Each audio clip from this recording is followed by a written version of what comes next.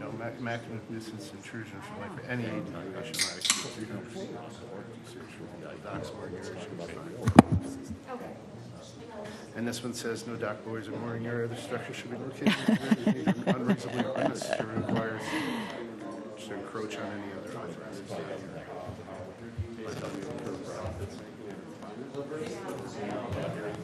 Yeah, and I understand when he will explain how we enforce it. And we can enforce it. It's a law. Just to even go stand at the end of the dock. Susie? No. Susie, do you have a map? Request for permanent lake. It is permanent.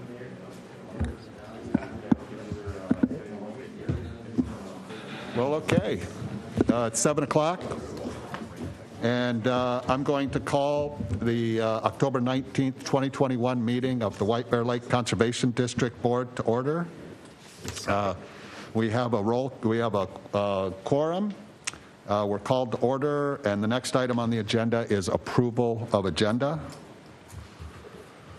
Does anybody have any additions or changes they'd like to make to the agenda?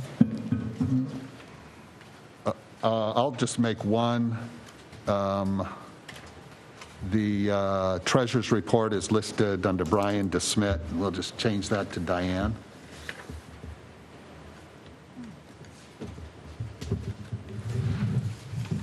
Okay.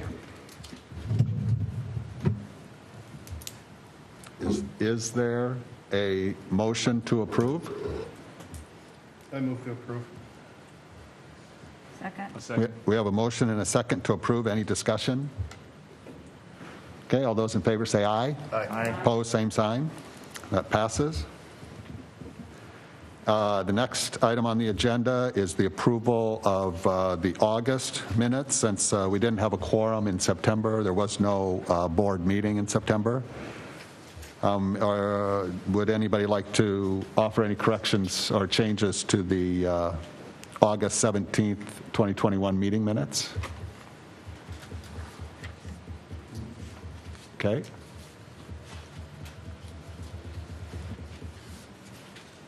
Would anyone like to make a motion to approve? Motion to approve. Second. We have a motion and a second to approve the August meeting minutes. Any discussion? All those in favor say aye. Aye. Opposed, same sign. That passes. The next item, excuse me, on the agenda are public comments for items not on tonight's agenda. And is anyone here that would like to speak to any items that are not on the agenda? Okay. We'll move on. New business, there is none. Unfinished business, there's none. And we have the next item on the agenda is a public hearing to commence at 7 or on or after 7:05. And since it's not 7:05, we won't actually do that yet. But Alan, would you like to just walk us through the public hearing process so we all have an idea of how that's going to go? Sure. Mr. Chair, everyone, good to see. This is the first time we've had a full bank of all directors in quite a while in this chamber, at least that I can recall. So good to see everyone. Yeah, with the public hearings, Mr. Chair, you're the controlling officer, and so when you open a public hearing, you just bang your gavel and open it. It's a chance for the public to basically make input. Typically, we'll take item 1, for example, for everyone following along. Mr. Chair, you would introduce the subject and describe sort of how we got to today and why it's on the agenda and what the purpose of the public hearing is, which is to get input on what that item actually is. When everyone has had sufficient time to, well, with the crowd and the audience, it'll take a while, of course, but when they're done with their input, you close the public hearing and then you open up the discussion to the board itself, and then that culminates in either no action or further review or action. So okay. Taking the case number 1, which would be the consideration of moving dock length from 300 to 345 feet in Commercial Bay. You might not be convinced after you guys get done talking about it that you want to do that at all. And then no further action would need to be taken. If you wanted to move it, then you would probably direct myself to work with Kim, and we would actually change the language in the ordinance that reflects that change, and it would come back for a first reading for a change to the law next month. So, Okay, clear? I think so. Okay, and I would recommend taking them one by one. In other words, public hearing, input, closed public hearing, discussion, decision in terms of action, and then move on to number 2, just to keep them kind of compact and encapsulated. Okay. Okay, thank you. And it's 7:05, so I will open the public hearing for item 1 on our agenda here, which is a request by the City of White Bear Lake and by Tallies to permanently change the ordinance distance from that docks are allowed to extend into the water from 300 feet from ordinary high water to 345 feet in Commercial Bay. So that's the topic of public hearing number 1. Would anybody from the public like to comment on that item? And I should say, just in general, that we did receive a letter from Tallies Dockside dated Tuesday, September 20, regarding that. I don't know what the date is on this, but we received it from Tallies, and I'd like to offer this into the record for the public hearing. Kim, if you could make that happen. Okay.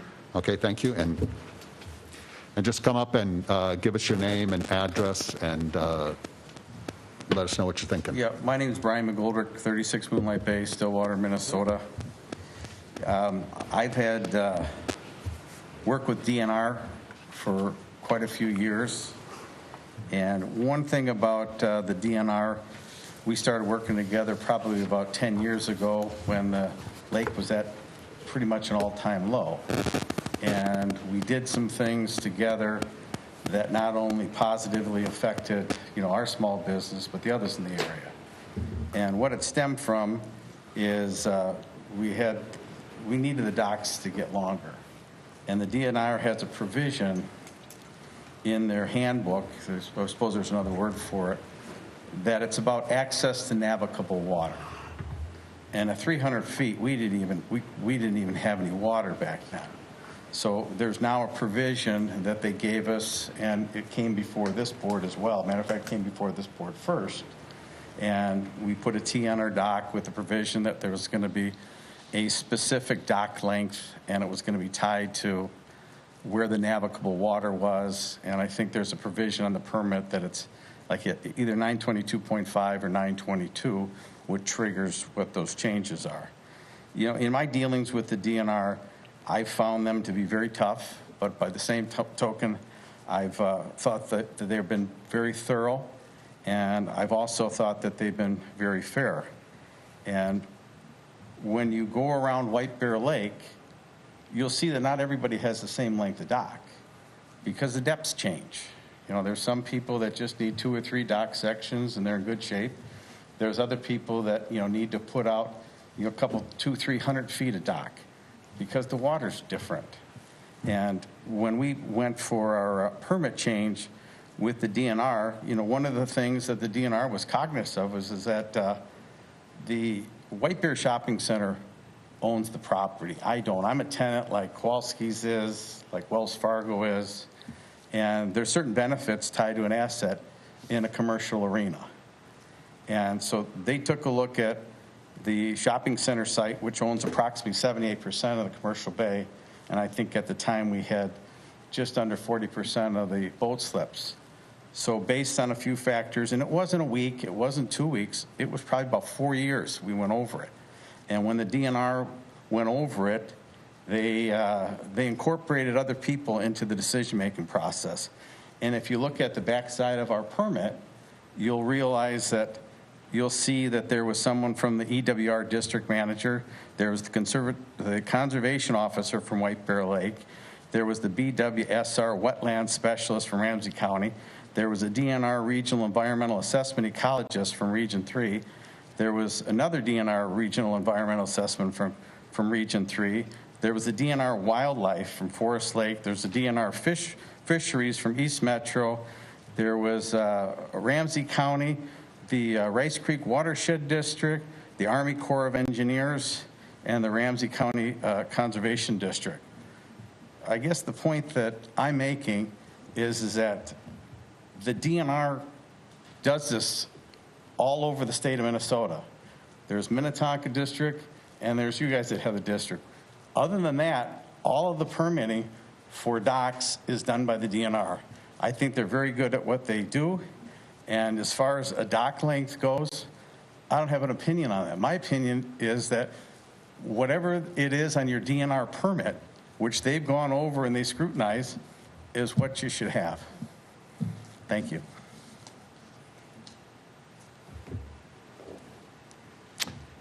Anyone else? Okay. We will close the public hearing for item 1 and any discussion by the board. Brian, this Susie? year I know that there are a number of docks in Commercial Bay that are longer than they should be. How long is the longest one? I thought it was 330.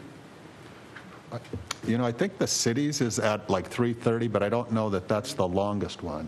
331 is the city's longest. 331. So I guess my musing is basically, if that is the longest one, perhaps we should set it at 330 rather than 345. I'm concerned that there might be some, with the angles in there, the longer it gets, the more likely angles are going to cross over each other, be too close to each other, and that might cause some confrontations, shall we say, that we don't want to have. Okay.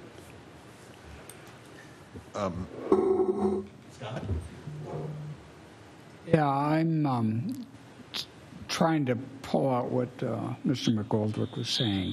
And it sounds like he's saying that we shouldn't have a dock length limit at all, that the requirement should only be within the DNR permit.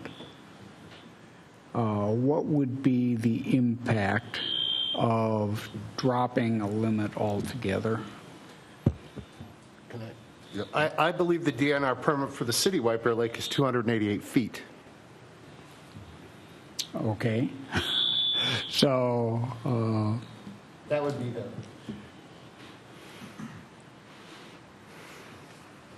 but do we not require that they adhere to their DNR permit? Mike? Scott, dropping the dock length, I think in the commercial bay, for the commercial bay users, wouldn't be the same as if an individual dock, homeowner dock length was dropped, because that dock, generally homeowners dock are only as long as they have to be. The commercial docks then would, if they didn't have a maximum length, would just keep adding slips until they got to the island or wherever. That's an exaggeration way beyond, but I think without a limit, and that's probably the only way we can actually control the number of boats in commercial bay is by dock length. And by increasing the dock length, you're going to increase the number of boats there and the congestion that happens outside the commercial area, people coming in. Sometimes it's so busy. We've had a beautiful summer, beautiful days, a lot of people using the lake. That's wonderful. But it gets pretty congested. So I think one of the main things to consider on dock length is to be able to control the number of boats. I mean, there's almost 500 boats in there now. I can read you the current ordinance. This is Ordinance 5, Subdivision, or Part 3, Subdivision 1B. A dock, buoy, mooring, or other structure is authorized in an authorized dock use area if it complies with Subdivision 1A of this section, or if it's permitted by variance granted by the board under Part 7 of this ordinance, after public hearing by the Board of Resolution, shall be authorized to define explicitly the extent of the authorized use dock area, maximum dock length or side set in requirements. However, the maximum distance of intrusion into the lake for any ADUA shall not exceed 300 feet. The authorized dock use area for multiple user dock and mooring area shall be defined as part of the license from the board. So our ordinance already states we can't exceed 300 feet. Right, and so that's why they're asking for the 345 permanent change. I think one thing that's happened, at least based on my tenure here on the board, which isn't all that long, is that when the lake was down, in order to Brian's point, in order to get access to docks, we allowed a variance to let them go further out into the lake because it was so low. And then the lake starts coming up, and I think maybe the docks have been pulled back a little bit more to a normal, but it still seems that it is the fact that several of them exceed our 300-foot ordinance. So, I think the question to the board is, do we feel that there's a compelling reason to change that number, or is 300, which has been the ordinance in the ordinance for longer than I've been on the board, if that's sufficient? I think that's the question before the board. Yeah. Now, we don't have City of White Bear here, but in their original Yes, we do. letter, Mike they're is here. saying, Scott? Paul here. Calpe is here for the City of White Bear Lake, but oh, do, okay. But as I recall, in their original letter, they said that, they're at 331 or whatever, and it was actually designed that way. So it's not easy for them to change it. Yeah, agreed that it may be, to bring them back within what our ordinance allows, it may take some work on their part. Agreed.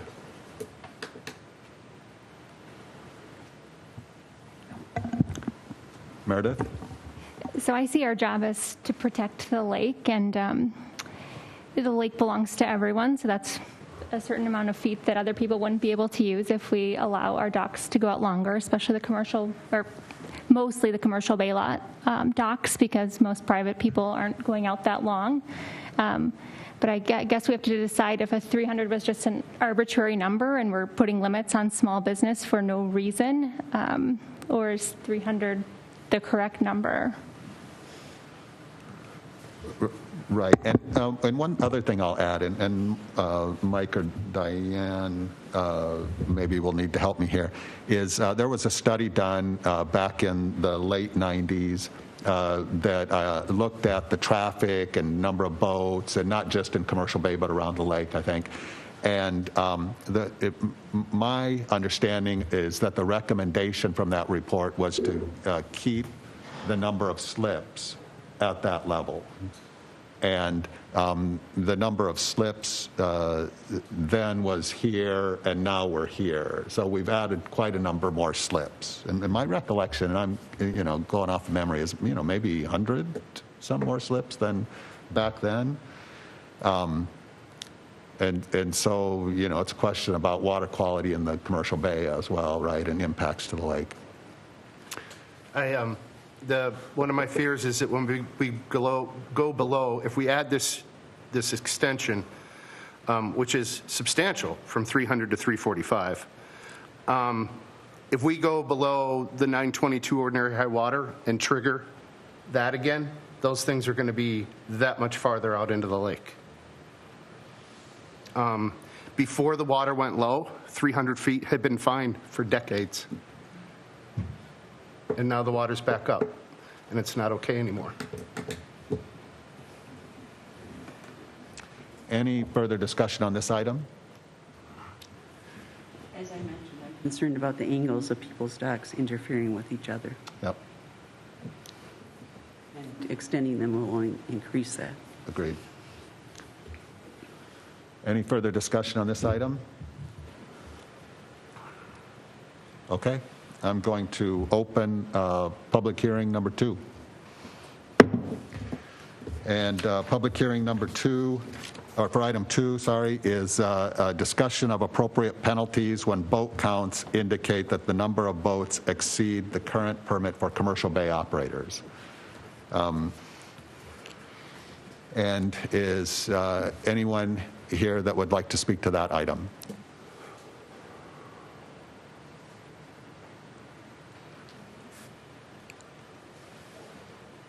You want to say my name again? Sure.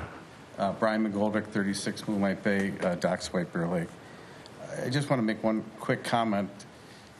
The study that you referenced, Brian, the recommendation that it made, because we actually brought an expert, said to divide the boat slips up by linear frontage in Commercial Bay, that you had a density problem, and that's how you should solve it. And we're okay with that too. But as it relates to, I'm just wondering about how you go about enforcing this. I think it's a good idea, and I think that to one of the, to Mark's point about limiting your docks, we've got a limit on our DNR permits, and I think you put a limit on there. So the thought that we're going to go out to Manitou Island, now I can see where if in fact there's not a policing agency or some consequence, that's put in place, if you have beyond, because I've seen some of the aerial pictures, and I know that some people are, and maybe somebody just happened to pull up that day for the day. I don't know. But I did put a call into the sheriff's office today because I was wondering if, in fact, we have 8 spots. And what will happen occasionally is the boat launches are so busy that somebody doesn't want to wait their turn or whatever, so they'll leave their boat in and then go pick it up on a Monday or something and tell you it was broken down. You had no idea. They didn't give it any money. They didn't have permission. But it is a genuine problem out there, and you wouldn't want to lose 2 boat slips because someone that you didn't even know did something like that. And I was thinking, from the sheriff's standpoint, if we put up signage that said, if we had a regular amount of slips that was given to us by the board, and everyone knew where those slips were, you come out, you count the spots, you know what it is, and then you actually mark the spots that may be for people that come visiting the shopping center, and you put on their signage that, you're okay to park there from 10 a.m. to 9 p.m. There's no boats after that. And I put a call into the sheriff's office saying, can you ticket them? Can you charge them $200 or $300 or some fine to deter that from happening? They haven't gotten back to me. But I think I'd like to know, what the process is and how you're going to go about enforcing it. But I do think it's a good idea. And I think it's something that needs to be done. Brian, can I ask you a question? Do you have any way of signifying on each of the boats that they have the right to be at your marina? Is there a sticker or something like? What we do is we everyone has a contract, and then each one of the slips are numbered. So anybody could pull into a slip. Oh, yeah, and it's World War III when they do. Believe me, they come up and people are complaining because we've had a big problem with that, with doing that because it's a conversation for a different day, but I think that everyone should have some slips for public as part of your, marina permit. But it is a big problem in the summertime. More so on the weekends. During the week, it's not a problem at all because we have 8 spots that we have for people. And we have put up signs, but people aren't aware of it, so they just pull up at the end of the dock, or they just pull in, and it's a challenge. So we've stationed kids on the dock now that go down there and help them instruct people where they can go park down closer to the restaurant.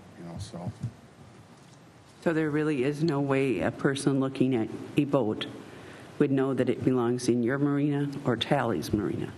I didn't understand your question. There's no way a person could look at a boat and say, this boat is in your marina or it's in Tally's marina. No, if the board said you want us to get stickers on every one of them, we could do that. I know that's something that's been done in the past, but it's pretty self-policing, as far as when people take ownership. They put up bumpers, and usually the people come back year after year. Okay.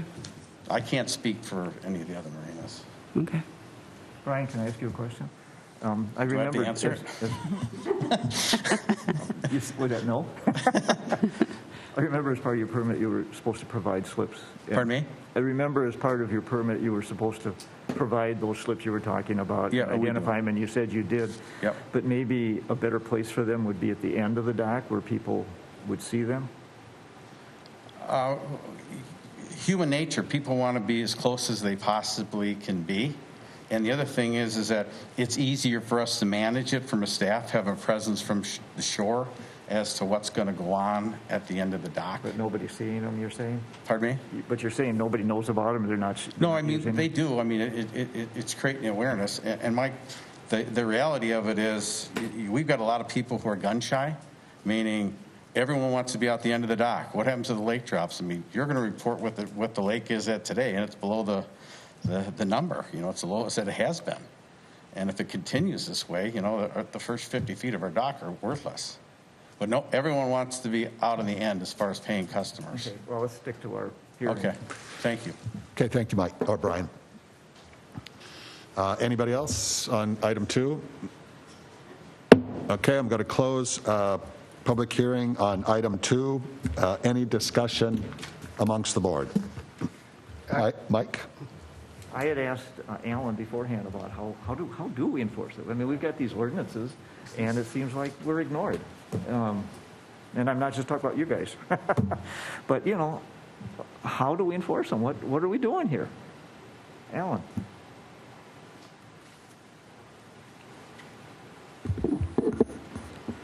Chair and Board, I'd say it would be reasonable to suggest that since the water's come up, enforcement's been a little lax, and it would also be reasonable to suggest that when the water was down, we largely ignored them.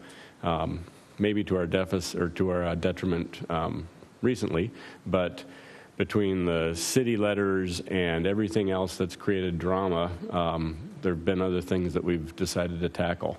And so it is typical for the board to moderate disputes between neighbors, not in Commercial Bay, and we do that in a civil manner. Usually Mark sends a letter and we figure it out. We do send letters from time to time reminding Commercial Bay operators what their obligations are, but in recent history I don't remember ever citing anyone, and that's done by law enforcement. So you are a body politic, you pass laws, you hire law enforcement, and so when I go to court and prosecute a boating while intoxicated, it's because someone got a ticket, just as if you were on a road and you got a DUI. And so these guys, if they're beyond their permits that are issued by you folks, then obviously that's a misdemeanor, and every day is a misdemeanor. So you could literally direct the sheriff to go out there and give anyone who's breaking the law a ticket every day. And then they come in and they see me because I'm the prosecutor. So that's how enforcement is supposed to be done. And like I said, for a variety of reasons, I think we've been very patient with Commercial Bay. And I can't remember if it was Susie, someone mentioned that, you know, basically everyone's beyond 300. And, you know, it's almost as if once the water came back, we just didn't bother enforcing anything. And so I don't know if it's the sky's the limit. I haven't walked the dock, so I don't know who's longer or longest, but I think everyone's beyond 300. And so I'm a little disappointed that no one suggested that we should just leave well enough alone. I mean, all I heard was basically we're going to do nothing on that issue. And so it would be nice to get some closure. But as far as penalties go, I think the suggested language, and I didn't see it in the packet, but I wrote law changes for each one of those. And depending on what you want to do, I did suggest some language which included, you know, the penalty phase, which is if you get caught, you lose that many slips the next year. So if you're too many slips in, then you get, you know, double that out the next year, that sort of thing. And how you police that? Well, your conditional use permits for these operators are every year. So you could change them every year from one way or the other. And that's how you can effectively do it civilly. And again, it's also a crime. So if someone gets caught, you simply refer it to the sheriff and you have them write a ticket and you cite the ordinance, statute and verse, and they go to court. None of your ordinances are what we call payable. Like if you get a speeding ticket, you can just write a check and send it into the court. I'm sure no one knows what that's all about, right? In your case, none of them are payable. So they all have to come through me and they all have to be handled in front of a judge. And so that's usually how we would get compliance. At least that's how I do it with codes with other cities as opposed to state laws. So all the state laws apply and then your special ordinances. So is that clear? Mm-hmm. Mike? So you could provide us with a step-by-step procedure, yes, or just call the sheriff is what you're saying. Let's take an example. I mean, I would rather have the referral come from the board talking about it and all agreeing that there's a violation. And I'll just pick on Brian because he's closest to me. you walk out one morning and you count heads, and Brian's got 3 extra boats, and they linger there for 3 days. So it's not just a couple of people, eating at the restaurant. Okay, it's clear that the boats are just there. You decide it's a violation. Typically what we would do is then write to the operator and say, looks like you're in violation, and that would be a marked letter, please comply. And then someone has to go out there and see if the operator did, and if they didn't, then I would suggest that, you report back and say it's still a problem. Then you would direct law enforcement to issue a citation, charge them criminally. And then as part of the criminal process, I would then say, well, would you like to go to jail or would you like to fix the problem? So I think, that what Alan and I talked about and what he brought up, I think is the best proposal, that if we find, say for sake of argument, you had a license to say you had 100 boats. We flew drones over, we saw you with 105.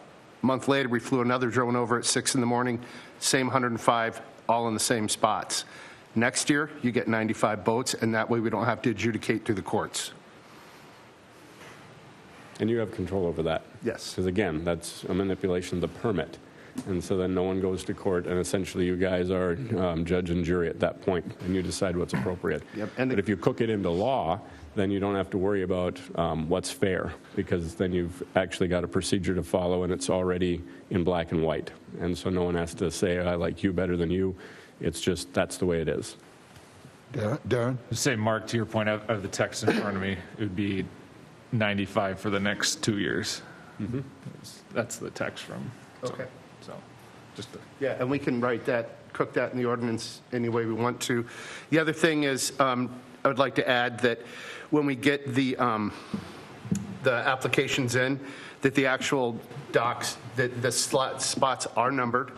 They're numbered on the application, on the drawing. They're numbered on the dock, and anything that's public be marked public. So we know what's a commercial and what's a public tie-on.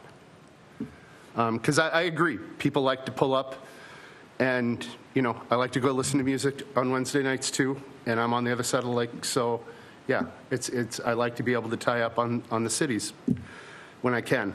But then when you see the same yellow boat in the same spot week after week after week, and you kind of know it shouldn't be there, then it gets to be a problem.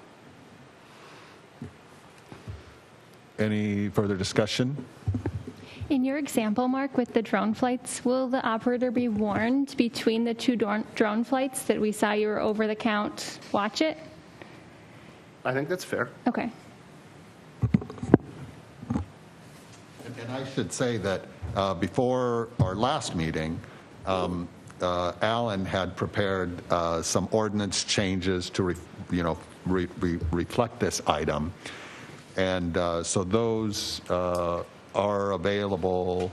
I suppose Kim sent those out back. I can email them to everybody, yes. Right. So, to Alan's point about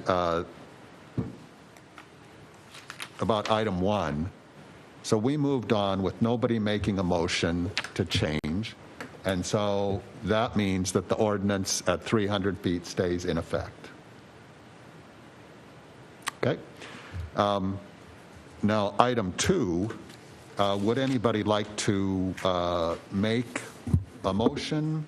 And one option would be that now that we've had public hearing, we've received input from the public, and we've received input from Alan, and the board has had some discussion, we could throw it back to Alan and say, Alan, based on that, are there any changes that need to be made? Or also we could suggest changes to this ordinance, suggested ordinance, and then bring this back at our November meeting for some action.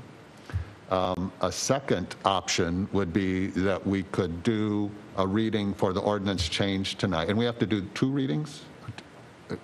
Alan, I'm sorry? Mr. Chair, there's no specified way. It's at least one, but most bodies do 2 readings. Okay. And that allows for edits between the 2. And again, I don't know how my language didn't get to everyone, so it was in front of you. I mean, it looks like, Darren, you have it somehow? Yeah. Okay. So Yeah, just so that the public's aware, I think it'd be smart to do a first reading next month, just so the actual language is in the packet. Yep. And some places will waive second reading just out of emergency status, but I don't think there's any emergency status here. So you'd probably have to carry that over then into January, right, if we're going to skip our December meeting. But since you're talking about it here, you could probably just, enact it next month. It would have to be published, right, because it is becoming part of the law. But we can certainly bring it back in its well, as written status. It'd be nice to know if anyone doesn't like that as a proposition so that I can edit it some more before next month, that's all.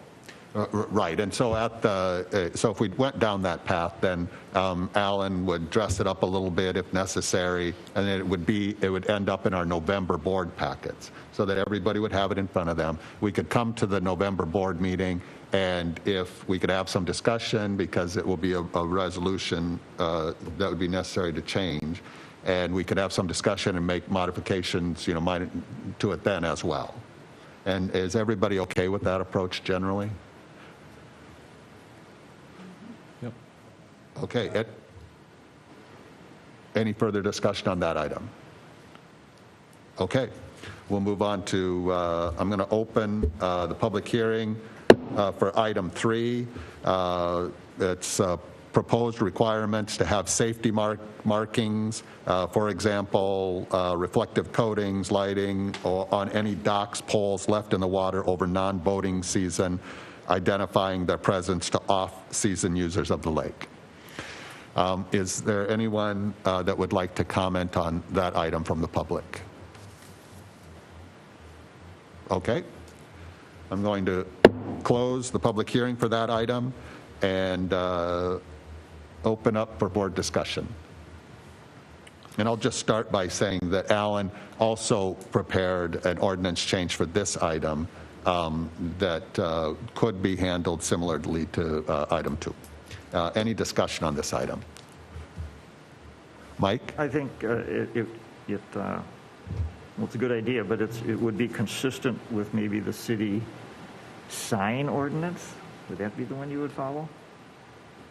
Or safety ordinance? Just so that we're not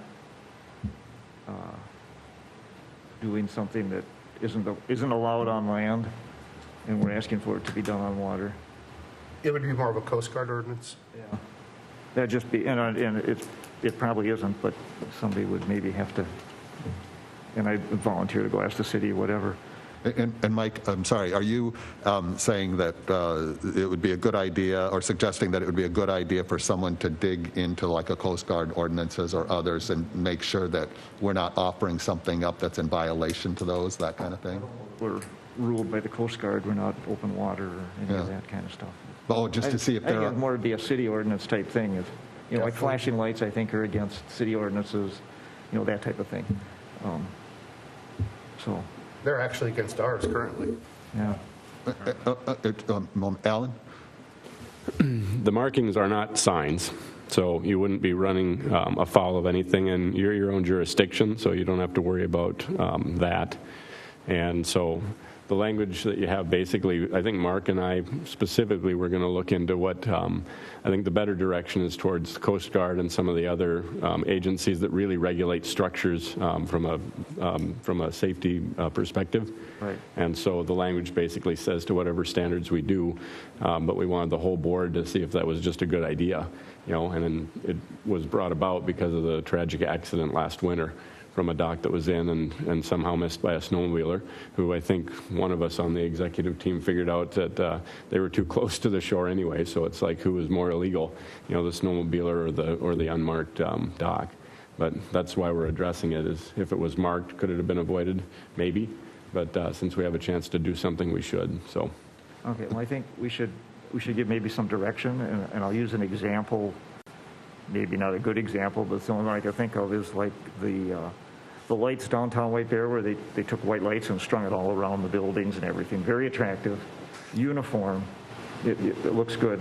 So I'm thinking, maybe we should have the same type of a reflective device for all the docks, rather than have this one this way, this one this blah blah blah blah blah. Yeah, we should specify for aesthetically pleasing. I know, because there's still restaurants operating in the winter there, and and people still come to enjoy the lake in the winter, and it would be And that's nice where to the Coast have a Guard nice should have looking, something. have it all uniform and make it look nice. Yep. Okay. Darren, did you have anything? Nope. Okay, sorry. Any other discussion on this item? Meredith? So our current rules prohibit people from being 250 feet from the shoreline. Do you think that there are that many structures that are out further than 250 feet, or people that are going to be hitting something already disobeying a rule? I think That makes most of the sense. docks come in around the lake Yeah. out of habit, and so this is really addressed at Commercial Bay where docks do get left in.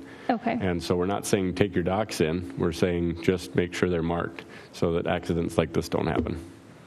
So I don't think that guy died, but it is a good opportunity to make it safer, because that's about all we can do. Okay. So it really becomes whether it's a good idea and we should pass it and then come up with a standard and then go from there. You know, we don't want it to be a burden on these guys because that's basically who it affects, but some reflective tape, I mean, it can be any number of things, but, you know, like I said, it's our chance to do something to protect the next person who doesn't see a dock in the middle of the night on a snowmobile. Perhaps in conjunction, the Education Committee can make the rule a little more public that snowmobiles and anyone in a motorized vehicle on the ice should be 250 feet from the shoreline.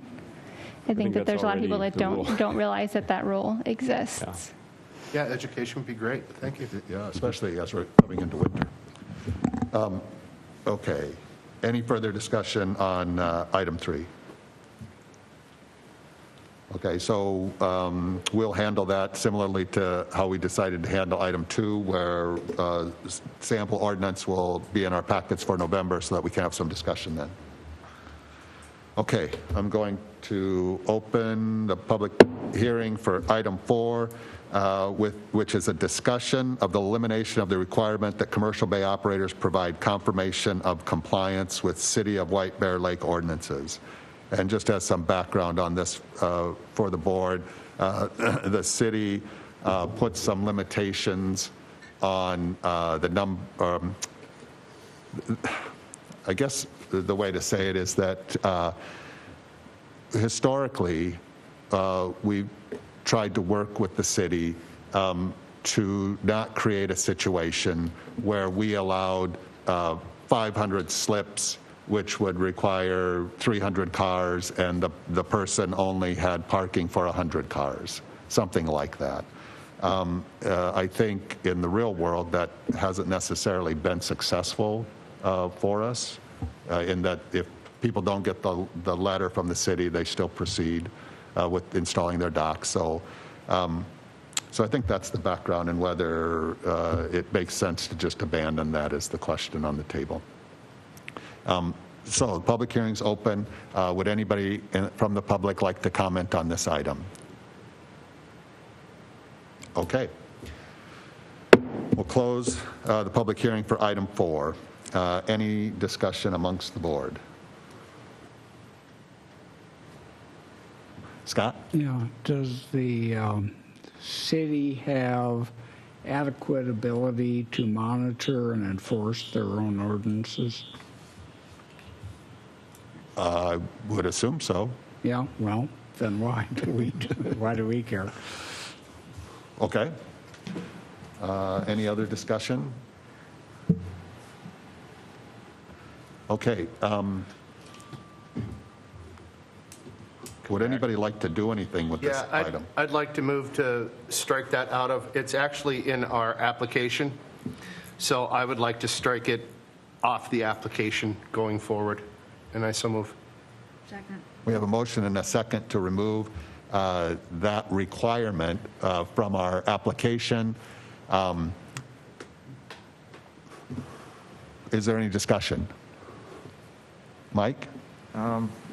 The DNR permit says that in the commercial dock DNR permit says that they have to comply with our ordinances and city ordinances. So that would kind of cover it, I think. So they still have to comply with the parking or whatever's going on there. So maybe we don't have to enforce it ourselves. Okay, any other discussion? Okay, I'll call the vote on the motion. All those in favor say aye. Aye. Opposed, same sign. Okay, that passes. So Kim, can you adjust our application that way? I will, thank you. Okay, we're on to item 9, reports, action items. Executive committee didn't meet this past month, so no report. So we're on to Lake Quality Committee. Mike? The lake level today is 923.37. 923.37. That's down 4 inches from last month. We didn't have a meeting, but I took a reading anyhow. It's down 13.25 inches from last year. So it's not all bad because the average lake level is 923.42.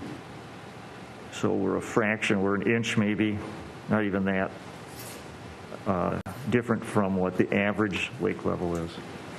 So Did you say I think about 13.5 inches from a year ago? from a year ago, 13.25 inches. But, you know, it was high then, and now it's average. The lake temperature today is 60 degrees. Last year it was 66, and I thought we had a hot summer this summer. But before I do the Phragmites, the wrap-up on the summer Eurasian water milfoil treatment, we received $4,500 from the DNR towards our treatment. Next month in November, Steve McComas will be here. And he will have the report on the Eurasian water milfoil survey and treatment and all the other things he comes with. Very interesting person. There are a couple new board members maybe haven't met him yet.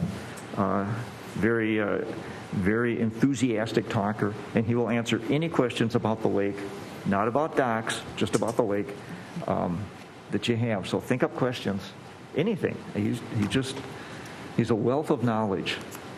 Anything you ever, any questions, even if it's just right by your dock or something, anything you want to know, I encourage you to write those questions down and then ask them in November, because he's a very interesting person to listen to. On our Phragmites front, Meredith had on social media been asking for help, and we got 2 people to come and help, and the day that we were going to go out, it was windy and rainy and storming, and it was terrible. Couldn't go out. So we set another date, and they weren't available for that date. So on September 9th, Julia Bowen from the University of Minnesota and myself went out, and we spent about 5 hours going around the lake, checking all the spots that were treated and looking for new spots, and we found new spots. And we found a lot of spots that were treated that were gone, totally treated, no more Phragmites at all. So it was very good treatment last year, but there's new sites this year. We found a total of about 13,600 square feet to be treated, and it was treated by Lake Management on September 28th. It was a total cost that we had approved on their bid of $976. Last year, Anoka County paid for our treatment, which was like $1,200, and they had some money left over for this year, so I called them and talked to them, and they said, send us the bill, we can approve it, and we still have money left over. So Anoka County paid for our Phragmite treatment for $976. I sent them a thank you and did all that kind of stuff. So we were very successful with our treatments this summer. Pretty happy about all of that stuff. So the thing to remember is questions next month for Steve McComas about the lake. Anything you ever wanted to know about the lake. He's done surveys for other things on the lake, and he does surveys for just about anything on different lakes around Minnesota. So any questions, he usually has some type of an answer that he's had an experience with. So that's it for me, unless somebody has a question. Any questions for Mike? Mike, I'll just say thank you for staying on top of the funding and getting some funding from Anoka County. Obviously, that's good for the people in our area. So thanks for that. We're on to the next item, which is the Lake Utilization Committee. Mark?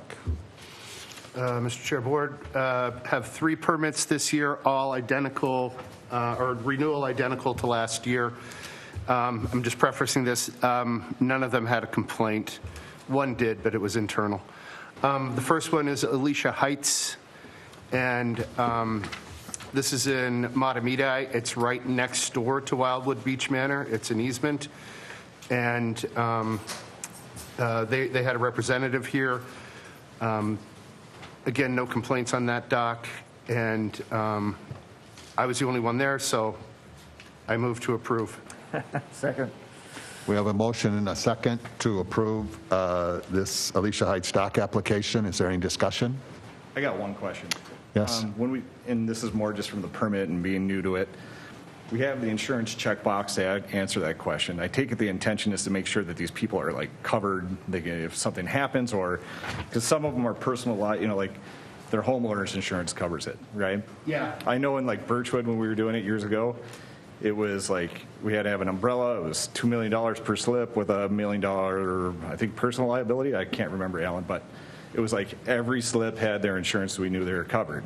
So I was curious, is homeowners enough? Because usually that's just like $300K to $500K, and I'm just more curious on the, like, if we approve something like that and something happens and they're not covered, are we liable for anything, or no, we're good? We asked the question so that basically they answer yes, but we're not the insurance police. So it's something that we put on our applications. Obviously these associations would be fools to not have a general liability policy, that covers the association for, say, slip and falls on the actual dock structure that the association owns. Yeah. But yeah, you're right. Anything that happens on your hole in the water with a motor is on your homeowners. So the association insurance doesn't cover that. Because like we had to insure the dock too. Like we separated the dock, slips, all of Yep. it. And so like, And all of these guys, my suspicion is, have insurance to cover the structures and then liability. So property and casualty for the actual structure and then liability for the whole operation. So we ask because we don't want to, but that question is good enough. They just say homeowners insurance, Yeah, you're and we covered. don't Like set there's no limits. liability on this board for that. Yeah. Okay. We do, I'm on an association too, and we do have our own policy for our dock for that. Yeah. Same reason. And when they come to the meeting, we tell them that they probably should, but we don't have anything to force them. Got it. No mechanism to force them as of yet. Not So, unless you put it in. And I mean, if the board felt that that was a problem, you could easily say, if you have an association dock, you need X number of dollars worth of coverage, and you could cook that into the process, but it's not there now. Yeah. Maybe it's BSD Yeah, from Birchwood. one of these. Possible. Yeah, I was just going to say that, I come from a dock association that does not have our insurance. We have individual. Like personally, because of that, I have an umbrella policy that's got $1 million, to protect myself. We did discuss it at our annual meeting last month, and somebody's going to go off and look into it like they have in the past to see if we can get a policy. In the past, some agents don't like to give policies to non-incorporated entities, but somebody's going to check into it. I think it would be best, if we did, just in terms of the hassle. I mean, anybody making a claim, they would have a hassle too, because they'd have to go after 14 people. Okay, any further discussion on the motion? Mike? Like a suggestion for the permit, that they look into getting a policy we suggest specifically it. for the association? We suggest it. Yeah, and I think my concern was like, let's say we suggested, and then all those people have $300K in coverage, they all get sued, and it's like somebody who died, do they come up and go after the board? Like how far does it go? You know what I mean? If it's on them, it's on them. Yeah, it wouldn't come back here because there's no liability. I mean, none of the liability for whatever happened would be traced back to the board. Okay. You know, I understand the deep pockets idea, and you know, we'll take Scott's point. You know, lawyers love that situation because who am I going to sue?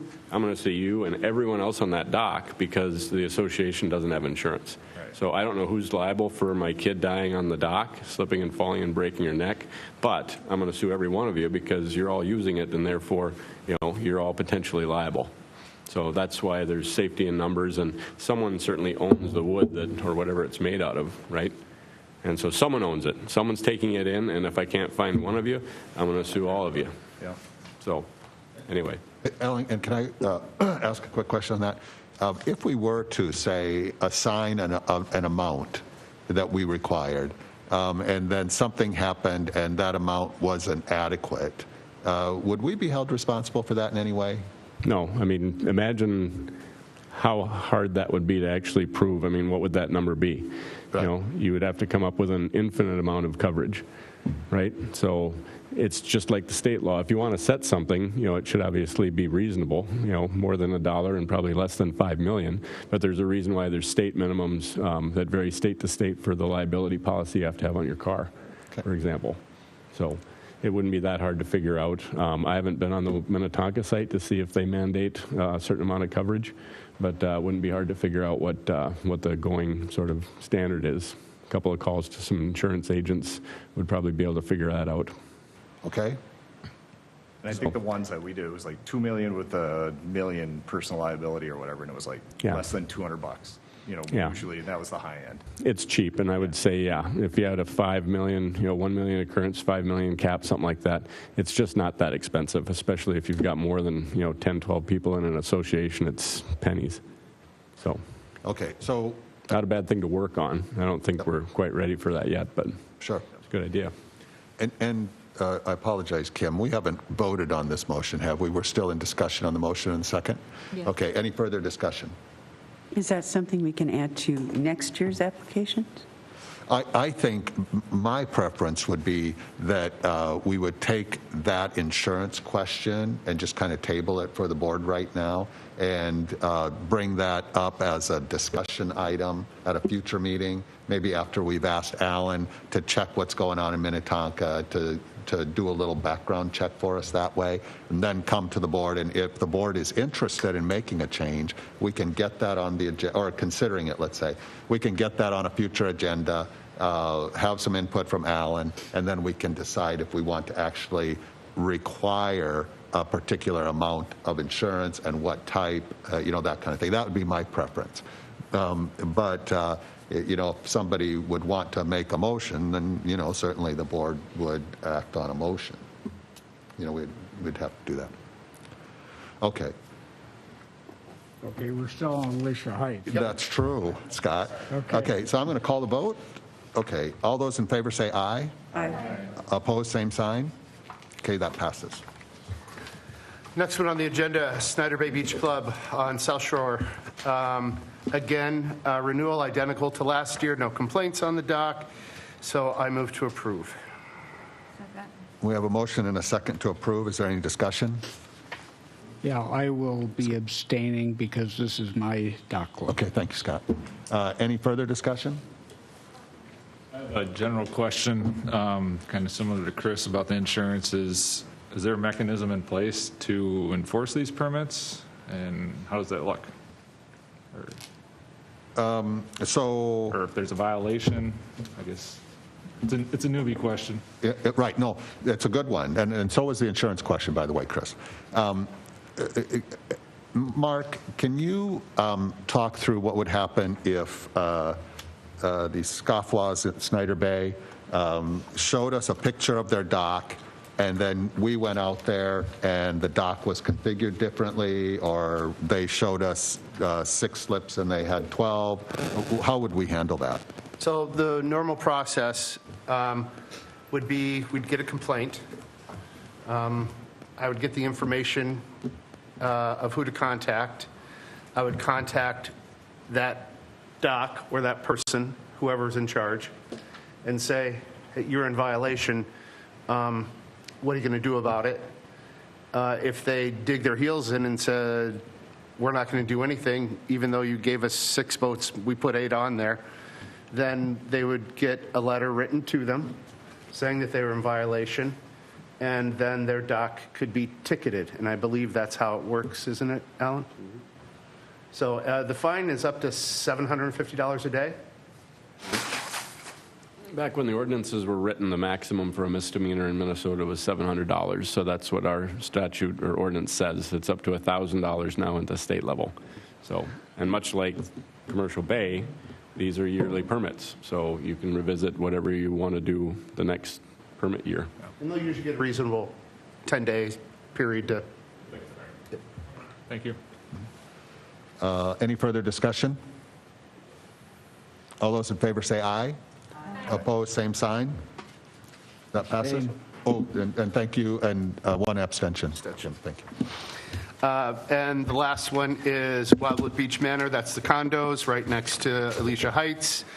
And again, renewal identical to last year. They had an internal squabble, but really had nothing to do with the Conservation District. So I move to approve. We have a motion and a second to approve. Is there any discussion? All those in favor say aye. Aye. Opposed, same sign. That passes. Anything else, Mark? I will say something, just if there's people from the public listening.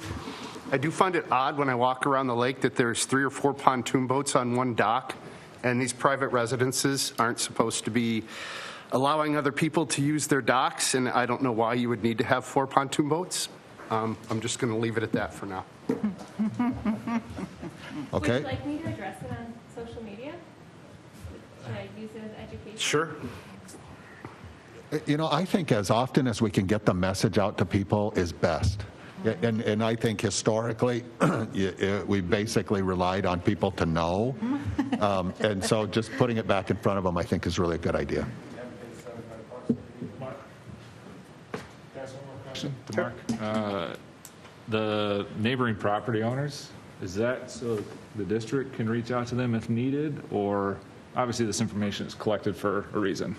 Yeah, so for these association docks, there's part of the application says that, you know, 200 feet either side, and they're made aware 2 weeks before the meeting. So if they have any issues that they would, otherwise, sometimes we approve the dock and then they're like, we didn't even know you were going to talk about it. Last year they did this and we wanted to say something. So, thanks. Anything else from Mark? Thank you. Okay, thanks, Mark. On to the Lake Education Committee. Scott? We have no activity other than what Meredith done. Okay, Meredith, would you like to give us an update?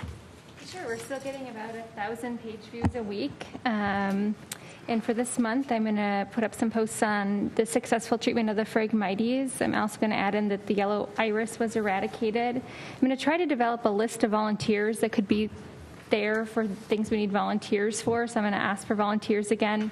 I'm going to mention that Steve McComas is coming to our next meeting. Maybe the public will be interested in that.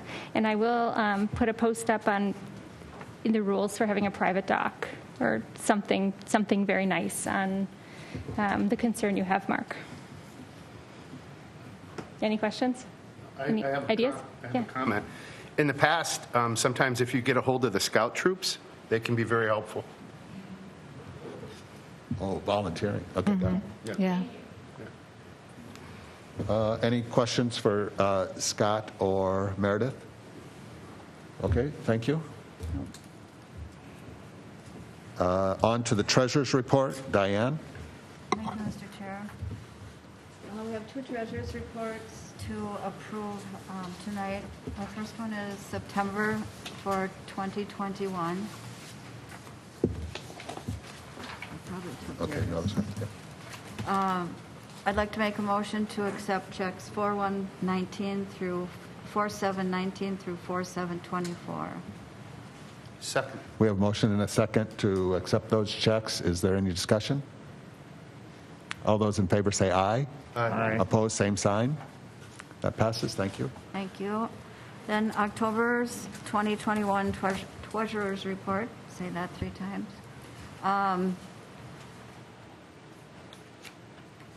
The milfoil grant for $4,500 is on the income for this month. And I'd like to make a motion to accept checks 4725 through 4730. Second. We have a motion and a second to approve those checks. Is there any discussion? Diane, can you tell me what this debt is? Oh, that's from our debit card? Oh, Yeah, okay, $4 or $5 for Tech Geeks okay, to help reinstall. okay. And do we need to throw that in there as well? Approval of that or not? No, we haven't in the past. Okay. No, it's just how I've paid for a few things when it's online or something like Sure. that. I use the debit Okay. card. It's in the report and came out of the checkbook, and everything balances with that, so. Okay. Any further discussion? Thank you. All those in favor say aye. Aye. Opposed, same sign. That's approved. Okay, thank you. Any questions for Diane? Okay, thank you, Diane. Oh, I got one more thing. Oh, thank you, Diane. Sorry. The audit, finally, I put out a little sheet for just some background information for everyone for the audit. And did everybody get one? It looks like this. But I'll just kind of read it. And there were 3 audit proposals that requests were sent out. We only received one back, and it was from the same accountants that have done our audit the last couple of years, and that group is called MMKR. The audit will be conducted according to the requirements of the Office of the State Auditor for special districts like the White Bear Lake Conservation District, and will fulfill the standards for a 5-year audit. These were written and adopted in January 2019. These were adopted to make this process less costly to our organizations like the district. So the process will go like this. If the proposal for MMKR is approved at our October meeting tonight, the audit will take about a month to complete. The finished report will then be presented to the board. The board will have a chance to review the report and then vote to approve it. If it's approved, the audit will then be sent to the 5 communities. MMKR estimates the fee for the audit will be around $4,500. And thanks to Kim, she called, and originally they had said $9,500. And so they kind of took a look at our needs and everything and did a readjustment on the amount. So they're saying $4,500. Budget for this, that comes out of line item number 6040, and in that line item we have $7,100. $539 of that amount is used for the 2021 payroll to the city of White Bear Lake. So this leaves an amount of $6,561, which is more than enough to cover the audit. So for discussion purposes, I'd like to make a motion to accept MMKR's proposal and to employ them to conduct the district audit with a cost to not exceed $5,000. Second. Okay, we have a motion and a second. Any discussion? Just one other thing, there is a copy of the proposal in your packet today. So if you have any questions about the audit, this should answer it. Okay. What's the timing for the audit? He said it should take about a month to complete. Is that your question? Yep. How long? Okay. Okay, we have a motion and a second. Any further discussion? All those in favor say aye. Aye. Opposed, same sign. That passes. Thank you. On to the, thank you, Diane. On to the board council report. Alan?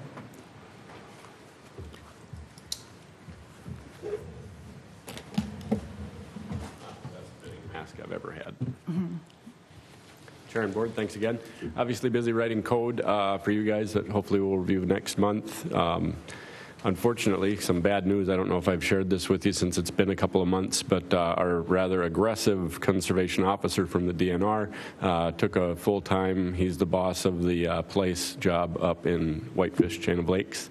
And so Ryan is moving up there permanently, and they haven't figured out how to backfill that position for us, for this part of Ramsey and Washington. So next year we'll be getting a new to us conservation officer from the DNR. And so Ryan said it was great. He loved the lake and liked working with our sheriff's deputies. And so he was obviously a firecracker, and so they gave him his own territory. So I don't know if that was in the grand plan, but stay tuned. I asked him to, whoever basically gets the job, to get a hold of basically me and hopefully bring him in here and introduce him to you so it's a familiar face to the board. And yeah, just get to know what we do, because we are kind of unique. So with that, I'd stand for questions. Any questions for Alan? Thank you. Okay, thank you, Alan. On to item 10, announcements. Kim?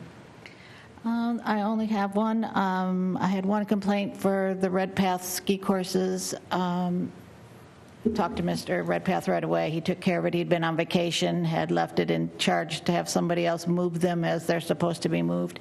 And they, of course, did not do it while he was gone. So he took care of it the moment he got back and so on. But that was the only thing I have. Okay, thank you. Any questions for Kim? Okay, thank you, Kim. So we're on to item 11, adjournment.